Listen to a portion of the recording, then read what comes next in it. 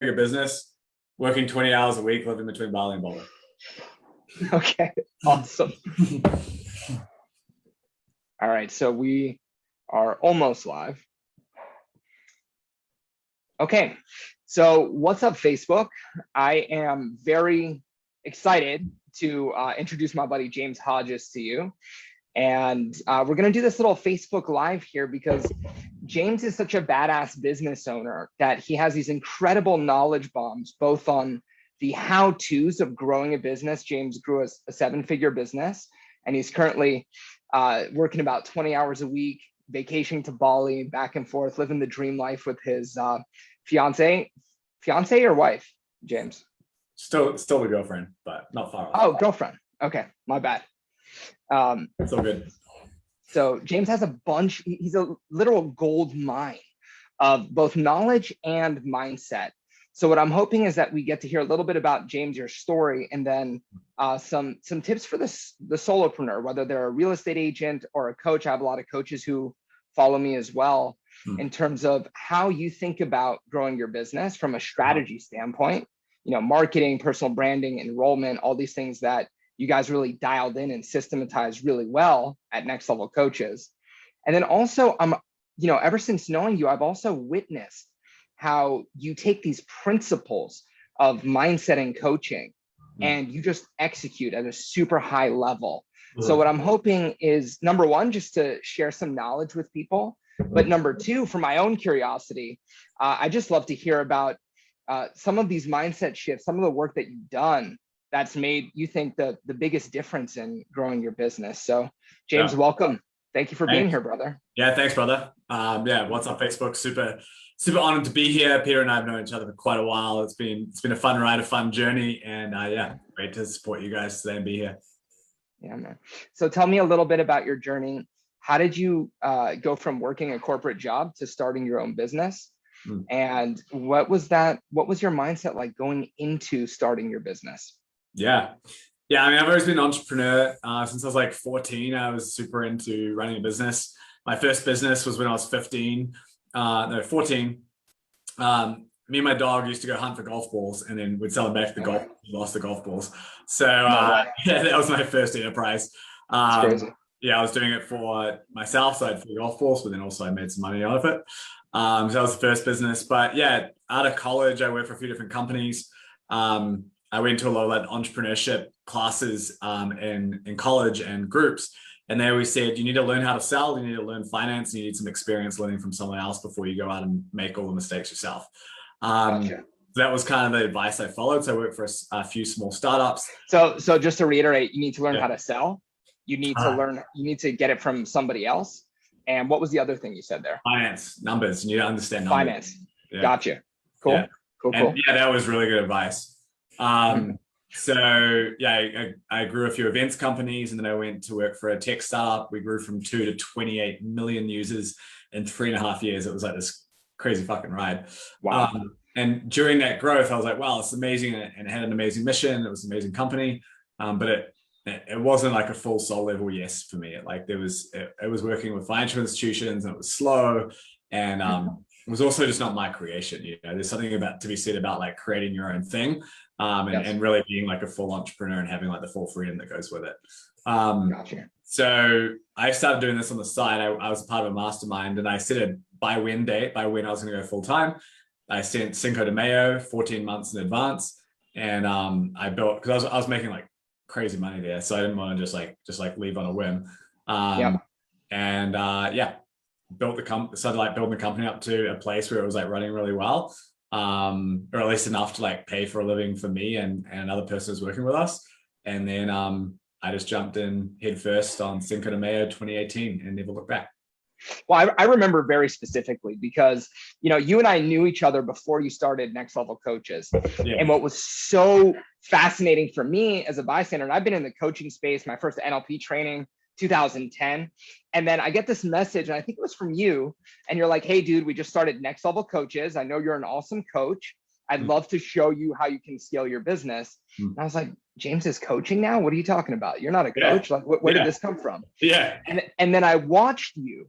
And then I watched you go from your beta to scaling your business. And it felt like overnight, where all of a sudden you have this small little test group. You guys were getting incredible results for your clients, which I really want to tap into that, because I think for me, watching you, one of the things that keeps me coming back to your content, number one, is this incredible high level of integrity, number one. Number two, you guys are super honest, very vulnerable. Yeah. And then you get incredible results for your clients. So here I am, I'm watching you, right? Yeah. You're my buddy. And then all of a sudden I'm seeing testimonial after testimonial after testimonial of coaches making, 6 figures. And I'm like, when did this happen? Yeah. And so, and as a student of mindset, as a student of success, one of the things that, and feel free to jump in with, anything that pops out at you, but one of the things that I noticed is you're always in coaching yourself.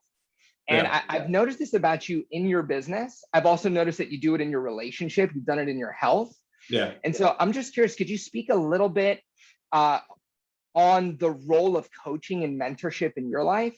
And then also, what is it you think that you're doing that allows you to implement at such a high level, whereas other people who, they might hire a relationship coach or they might hire a business coach, they don't necessarily execute the way that I saw you do it. Yeah. That makes sense. Yeah. I mean, there's been so many evolutions, and I feel like I'm in like another evolution now. And it's really funny because the evolution now is very different than when it was at the beginning, and what you need at every stage is very different.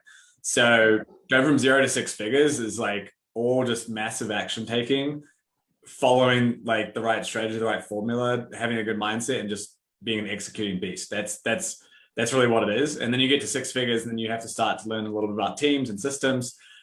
You're still driving it, but you're doing that to get to about 7. And then once you get to 7, it's a complete reinvention once again.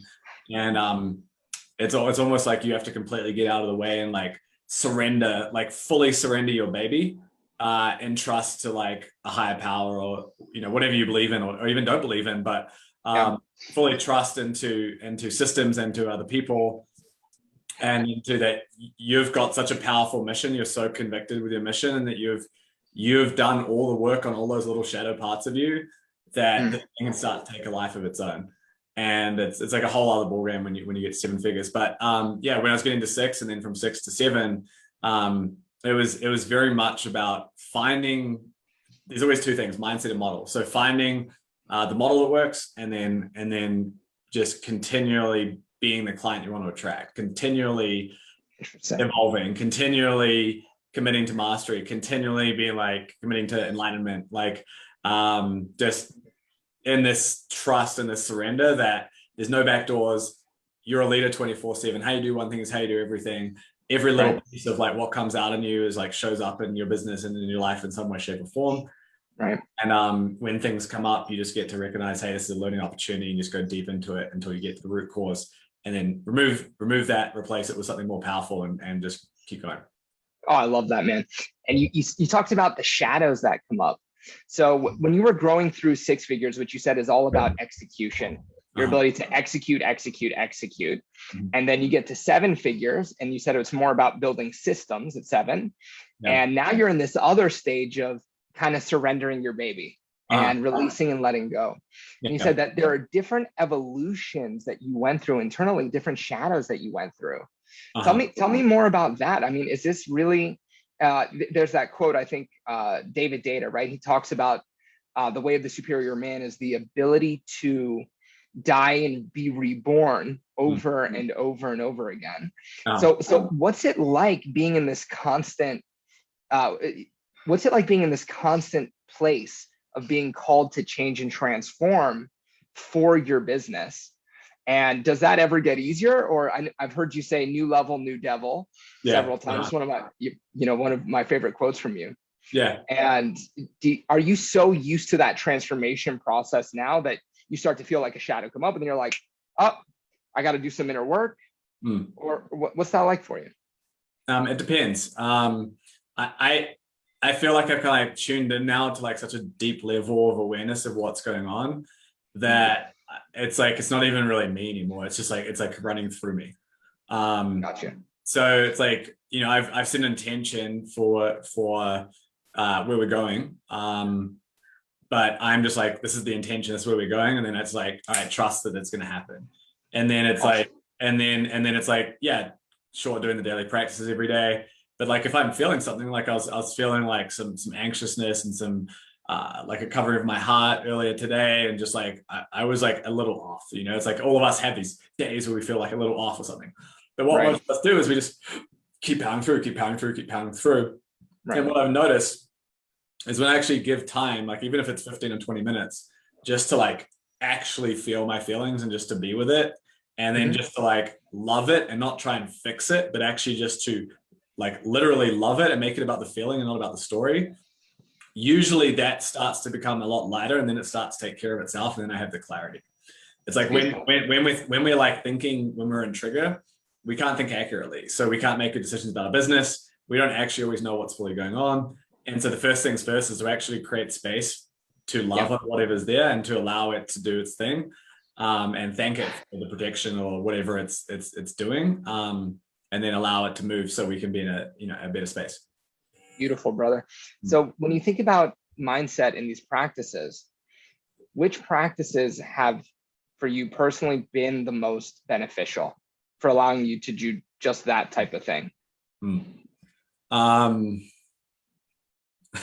Yes, there's a lot. I'm trying to be like, okay, what's the needle mover? So I'd say every morning, no matter what, it's like we all know what it's like when we don't brush our teeth. It doesn't feel right. It's like getting to the space where you have some form of ritual, if it's meditation or breath work. I like breath work a lot. I like guided meditations a lot. I'm not the kind of guy who just like sits cross-legged and just like meditates silently by myself. It's not as effective for me. I'm sure I could get there, but what I've found that works really well for me is really good guided meditations. One of our clients, Marcy Locke, has some amazing meditations. I listen to hers. And so, yeah, just listen to hers, be present with it. And then I just feel whatever's there and just like allow it to be there. And I just like breathing into it, allowing it to move. And I just do that every day for like 20 to 30 minutes minimum first thing in the morning. Today, I think I've already done 2 hours. Like people are like, what do you do with the time? It's like, hang out with my girlfriend, I work out, I go jump in the cold plunge. I breathe, I feel great. It's like, it's not about doing it, it's just about being. It's like, so much of it about is like being and feeling fucking good. And then it's like, and then the ideas come through. And then once you have a team, it's like, you need to get out of the way. And so when you feel good, then they feel good, and then they can go and execute. So anyways, to answer the question, the thing that's worked best for me is feeling my feelings and breathing. As simple as that sounds, but just doing it consistently and having fun with it. That's the best one. And then I've got amazing support. I've got amazing men's group, amazing coaches, having people that can help support you through. And like, if there's like a pattern where you feel stuck, having someone where you can just like literally express it and get it out of your body, and having a third party, because it's like we can't see and knows which is right in front of us, but it's like we coach other people, but most people coach what they need to learn the most. So it's like if Ina needs help, or if you're listening, if it's like you coach people and stuff, but we all need support in overcoming what's getting in our way, and oftentimes it's a lot easier for someone else to see it than us. So having a good coach, breathing, feeling our feelings. Beautiful, man. So before we dive into model, if you look back on your journey, everything that you've learned up until now, what would you have done differently if you were starting your business over? So I'll answer that in 2 ways. One is like everything's happened perfectly as it should. So it's like I've learned the lessons I needed to. But if I was starting from scratch now and I could accelerate really quickly, like if I was to start a new business today, the first things first is I would focus on a smarter business model, a model where clients stay longer, pay more, refer more, require less of my time. So that's the biggest mistake I see all these coaches make, is they have the churn and burn, where it's like, and even, you know, most businesses, they have clients just stay for a short period of time and then they peace out. So it's figuring out, even if you're a real estate agent or, you know, whatever it is, just trying to figure out like what, with my existing customers, how can I continue to add value to them, and how can they ideally stay longer, pay more, refer more, require less time to serve. So that's like the fundamental business problem. The next one is, if I start a new business today, you know, if I had the same capital and stuff I have now, you know, then I would bring in team. If I didn't have team, then I would just get clear from the beginning of like, okay, this is the business model. And then who's like the top 3% of people, like the premium clients who can actually afford this, and how do I help solve their problems? Like, how do I just laser on those people and not try to be anyone to anything, but like really focus on the people who have the money and like get on the phone with them and pick their brain and figure out what do they really want, so I can like actually solve their problems and just be solving the problems of the people who are wealthy. Because once I solve their problems, then I can start doing, lower cost stuff for everyone else, if that's what feels called. But we need to create a sustainable business model first. And so create a model where clients stay longer, pay more, refer more, acquire less of our time, target the top 3%, and then figure like what is like, if there was just one conversion mechanism that could really work really well for these people. Usually if someone's busy, we have to, it needs to be pretty efficient. Like a 5-day challenge doesn't work so well for someone who's really busy. So what would be like the one conversion mechanism that I could focus on, the one marketing method that could make things a lot easier for me? So I'm not like this like social content machine or like this like chat machine or whatever. Right. And then I'll just focus on like making that conversion mechanism amazing. So smarter model, target the right people, and then one really good but effective conversion mechanism, master that, and then build everything else around that. Oh man, that's experience right there speaking. Yeah. I love it, dude.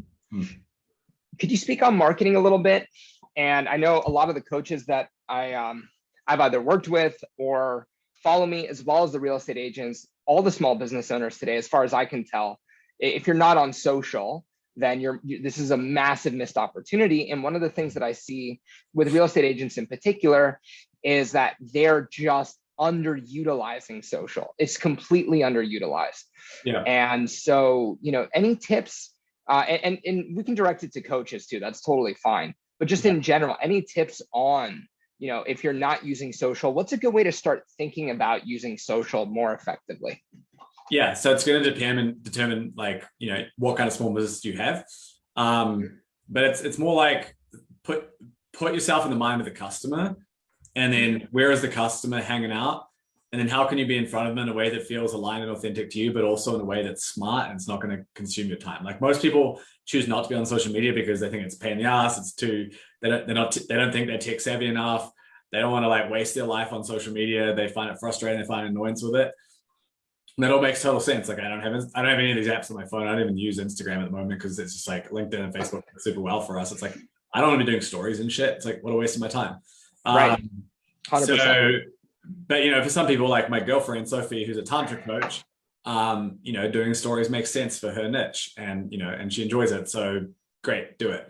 But just for me and how I want to work, it's like, that doesn't make sense for me. Some of our clients it does, but for me, it doesn't. So if you guys like, okay, if you're going to like want to be in front of your client and be in front consistently, you would agree with that point. So it's like, okay, how do we think about it intelligently and take a step back and be like, okay, how can I be in front of the right people? How can I figure out strategies to be in front of the right people where it doesn't take a huge amount of my time, but it's effective. So minimize inputs, maximize outputs, right? So yeah, it's gonna depend on like for coaches, I could go all day about it. For real estate agents, it would be determining and figuring out, okay, how do you get in front of people who are in your local area? Like this, I live in Boulder, Colorado. There's a group called Boulder Creative Housing. There's like nice. There's like all these other like Boulder community groups. Yeah. There's other Facebook groups like local to here, right? And I'm connected. I used to live in San Diego. I'm still connected to this woman like Kara or something who's based in San Diego, who's a real estate agent. And she's just like, she pops up in my feed all the time and she just creates really valuable, consistent content. And so it's like, okay, how can you add value to audience? Like with the real estate agent, it's going to be a much longer sales cycle. And people may only buy once every 10 years or whatever it is. Whereas with a coach, it's like, it's a very different approach. So it's going to depend on your market.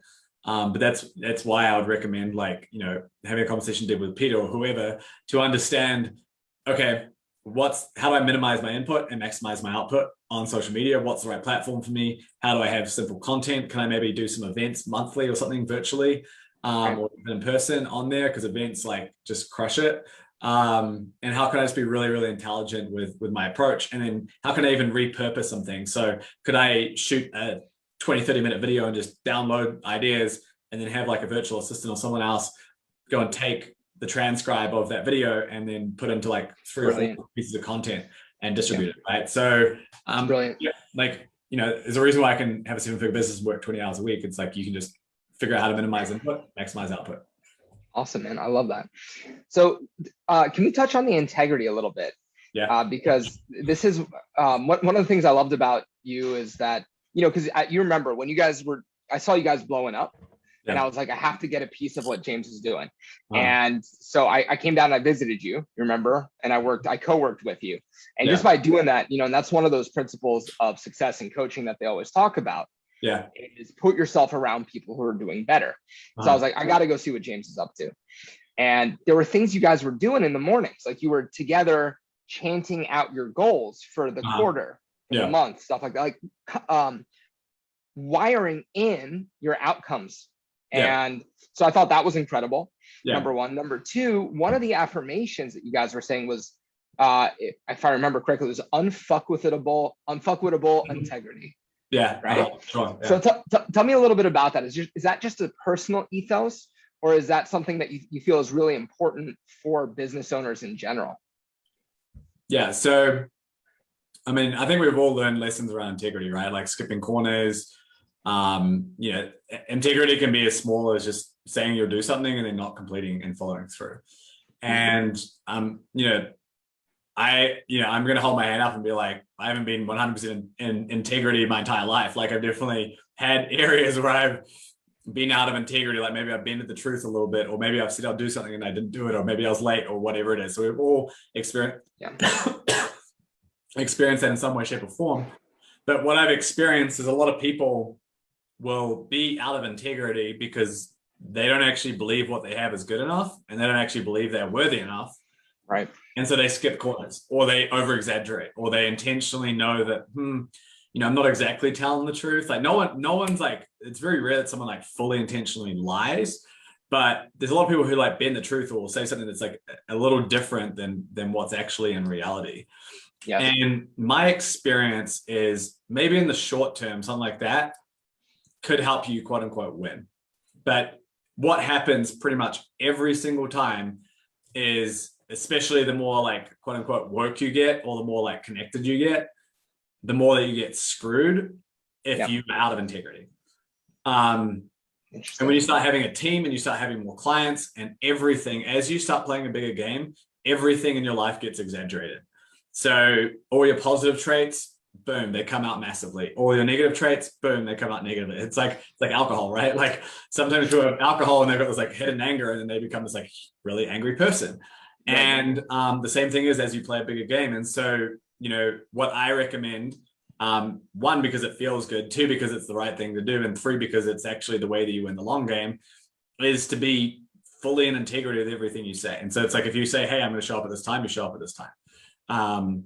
If you are on the phone with a client and there's part of you that's like doubting that you could actually help them, you need to have a serious look at it, because the truth is, even if you sign that person or you work with that person, it's going to come back and bite you, and it's going to be way worse. Like if you're selling a house to someone and that maybe this isn't actually quite the right fit, like you're going to pay for that. And same with a client. If you sign a client and it's like, hey, they're not the right fit, or there's like, you just want the money because you're in scarcity and you have lack of worthiness. But then, there's this piece that's like, I am picking up on this vibe from this person, doesn't quite feel right. Like that's going to bite. You're going to spend so much time serving those people, and then they're going to be a nightmare. They're going to ask for a refund. It's like, and then, especially once you start having team, then they're going to be seeing it and they're going to be calling you out, and they're going to lose trust. They're not going to do things for you. They're going to quit. Like there's just so many things that happen. And so my biggest recommendation is like, no matter how big you get, is to like always be integrity. Because if you look at like any Ponzi scheme, right, it almost never started as a Ponzi scheme. But then it's like people started bending the rules a little bit, and then one thing led to another, and then all of a sudden it's like, oh, this is kind of working, cool. And then it starts to get so big and they can't do anything about it. It gets bigger and bigger and bigger, and then it's like, oh shit, Ponzi scheme. And then they go to jail. And it's like, that's the same thing with as you grow. It's like this little tiny thing. It's like, oh, little bending of the rule here, and then boom, boom, boom, boom, boom.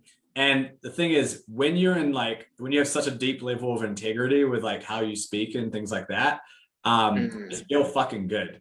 And when you prioritize like being in alignment and feeling good over the short-term wins, you win way more long-term. And I so love it. I've learned some of the lessons. Like I said, I haven't been perfect. There's always people who are like, I'm so in integrity, and then usually people are like that. So usually they're not.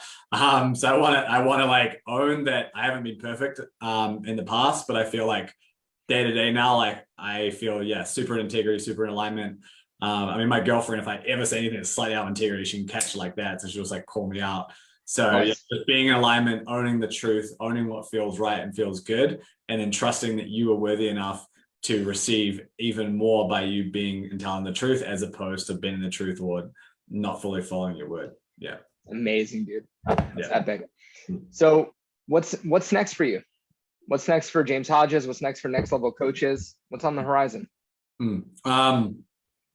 Yeah, so when we talk about scaling, a lot of people talk about like an integrator, so someone who can kind of step in and run day-to-day operations for you. But actually, the downside of that is you're relying very heavily on one person, and there's a lot of downsides to that. So what's next is we've built a management team now, so like some really solid players in different areas who are owning more responsibility and driving more of the business. So now it's actually growing a life force of its own. So yeah, we'll kind of see how the next few months go here, but we've got some just like extremely good signs, both from our client results as well as us. Like the two biggest metrics to focus on the coaching business is client results and number of quality calls booked every week. If you nail those two things, then everything else kind of tends to take care of itself. So just to reiterate, client results, and then number of quality calls booked each week. Yeah. The two most important metrics for a coach. And I would even say those are most likely the two most important for a realtor as well, is how are you making your clients raving fan happy?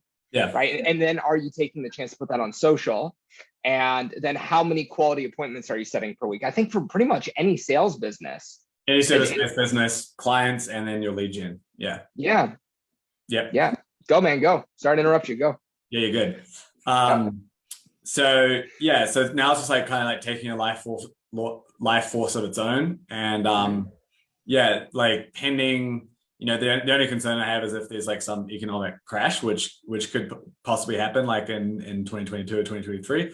But pending that doesn't happen, and pending the economy still stays solid.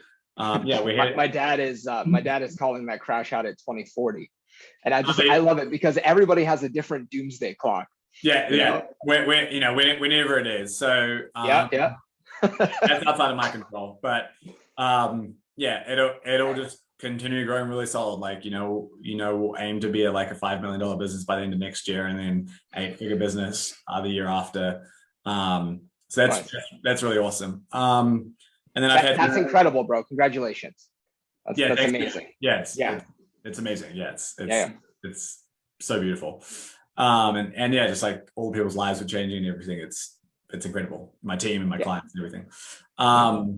And then so then I've also made some pretty big bets in crypto, so we'll see how that goes, but I'm pretty optimistic in that. And then pending those go well, then it's like, okay, I'll pretty much be in a state of financial freedom.